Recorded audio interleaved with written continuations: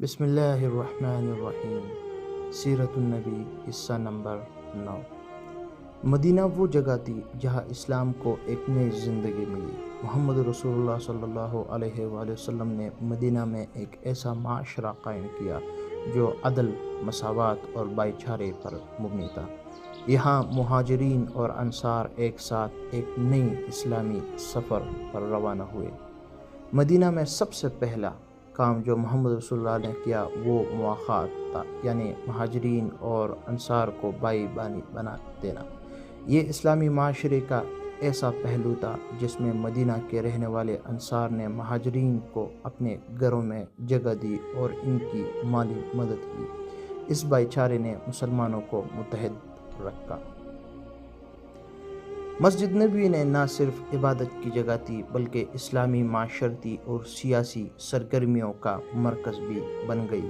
یہاں سے محمد رسول اللہ صلی اللہ علیہ وسلم نے مسلمانوں کو دین کی تعلیم دی، ان کے مسائل حل کیے اور ایک منظم اسلامی ریاست کی بنیاد رکھی۔ مدینہ میں مختلف قبائل رہتے تھے جن میں یہودی قبائل بھی شامل تھے۔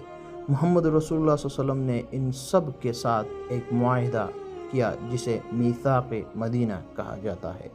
یہ معاہدہ اسلامی ریاست کا پہلا تحریری آئین تھا جس میں سب کو برابر کے حقوق دیے گئے۔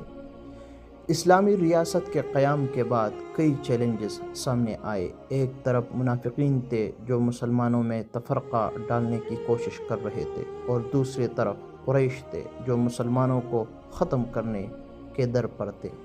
ان سب مشکلات کے باوجود محمد رسول اللہ صلی اللہ علیہ وآلہ وسلم نے صبر، حکمت اور اللہ پر بھروسہ سے ان کا سامنا کیا۔ مدینہ میں اسلام کو مزید مضبوط کرنے کے لیے اذان کا نظام متعارف کروایا گیا۔